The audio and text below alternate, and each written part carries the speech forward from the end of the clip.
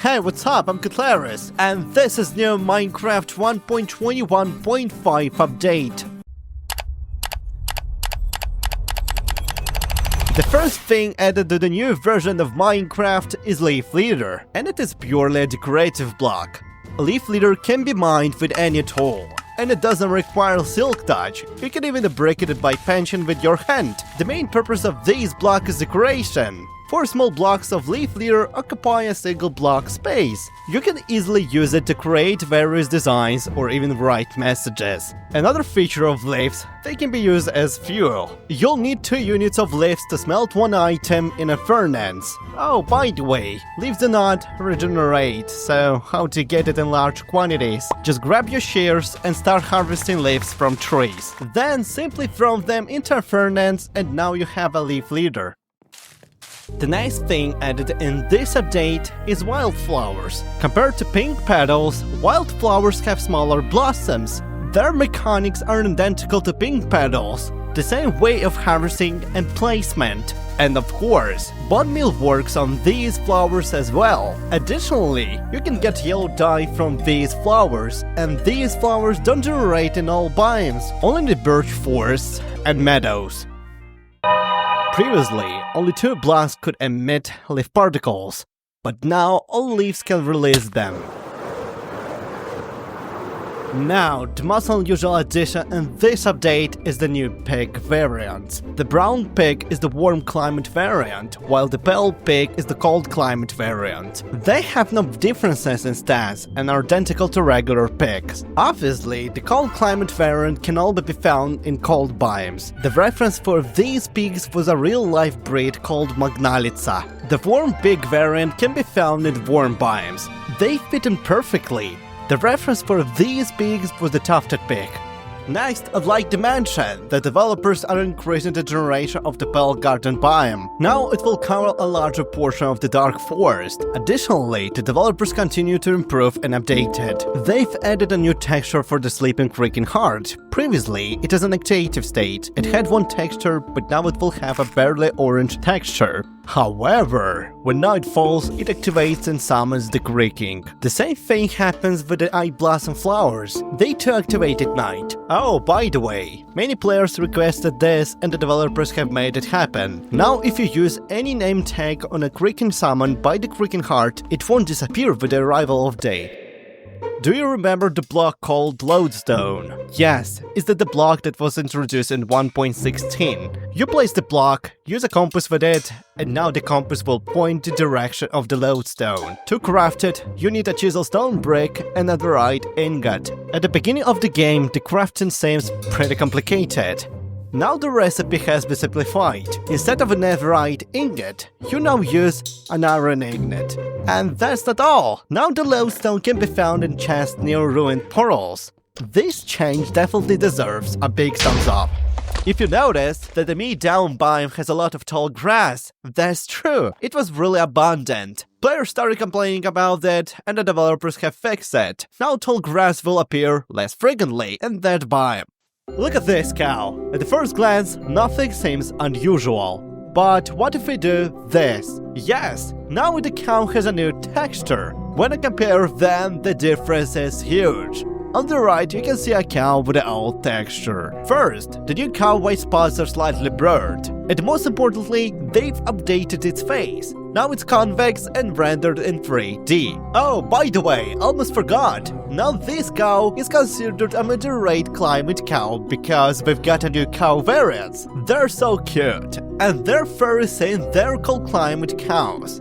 Of course, they'll spawn in cold biomes. If we have a snowy cow, it only makes sense that we should have a warm cow variant. And you're right, here's how it looks. Yes, this is another new cow type, the tropical cow, which will spawn in the warm biomes. The horns on this cow is absolutely huge. I'd say it looks more like a bull than a cow. The reference for these cows was the Watusi, which live in Africa and have a massive horns.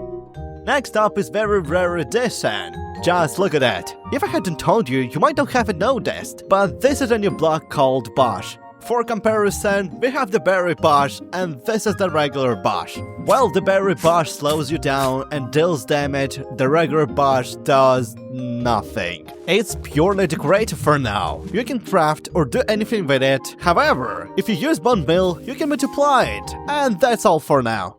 Oh yes! Finally, they've been added!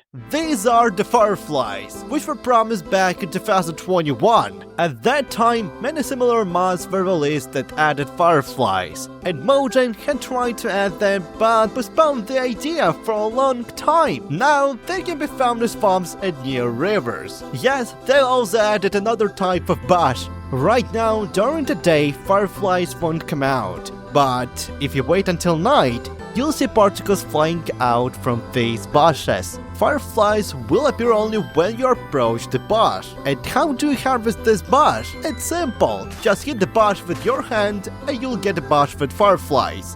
Oh, fun fact! The bush with fireflies emit 2 levels of light. Unfortunately, the fireflies disappear during the day, but there's a little trick to summon them. You can dig a hole, place a couple of bushes inside, close it with blocks, and voila! You'll have a fireflies during the day.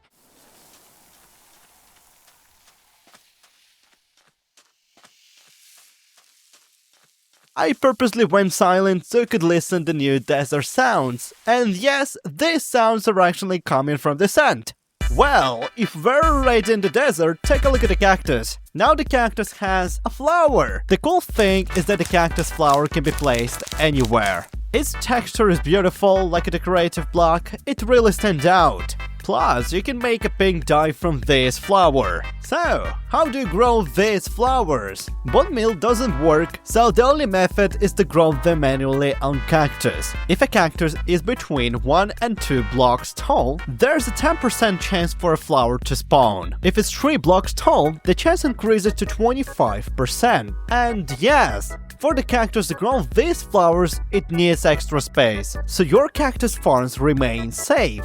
New pigs were added, cows too. Now it's time for chickens. And here's what a snowy chicken looks like. Visually, it looks kind of funny, like a guy fresh out of the barbershop. Honestly, the developers did a great job. As expected, it spawns in snowy biomes, of course. Oh, you might think I'm about to show you the 4 variant, but not yet. As you know, regular chickens lay white eggs, but the cold climate chickens now lay blue eggs. Just like in real life. Now let's move on to 4 variant chicken. This one visually reminds me of a tiger, and it spawns in warm biomes. Of course, it lays its own unique eggs, a beautiful brown egg.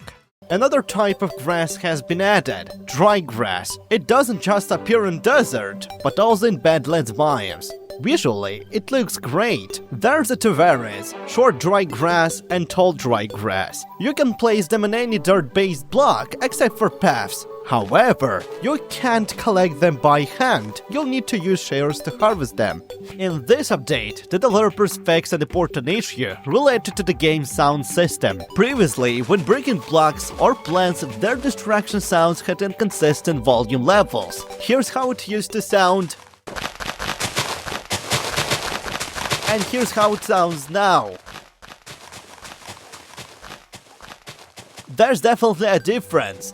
Back to the desert. Now camels will spawn more frequently in regular desert, but not the badlands. The next change is in villages. Now there's a 43% of chance of finding a bundle in villager chests. We already have new chickens, cows and pigs, but what about sheep? Technically, we've always have different sheep variants. You could just dye them any color. But the developers made an interesting decision. Now sheep will naturally spawn with different colors, depending on the biome, and some colors are rarer than others. This update has a useful feature that was already in the Bedrock edition. Now, when you share a sheep, it will leave behind patches of wool, those colorful pixels. Also, if you look closely, you'll notice that only white sheep used to have the white face, but now the face color matches the color of the sheep itself. As for the depth sheep, yes, it still has a special feature. Oh, hello Andrew Trader. Yes, he got some big changes, and now he's even more useful. Before, he only sold items, but now he can also buy certain things, including some really unusual ones. He can now purchase a bucket of water, a bucket of milk,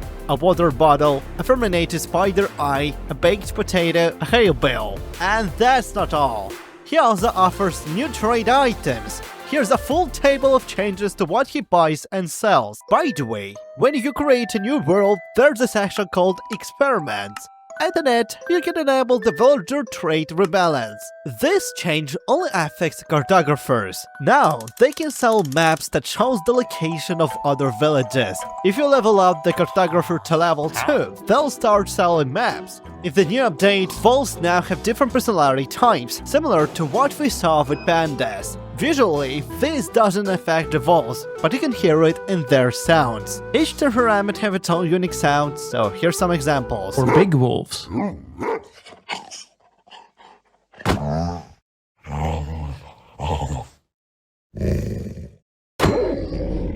Cute wolves.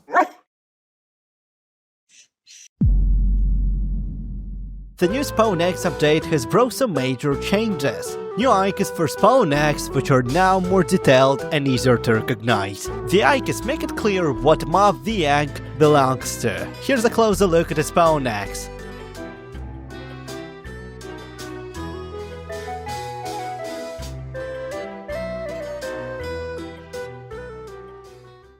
So, I want to say thanks for watching. Do not forget to make the red button subscribe and gray. Thank you.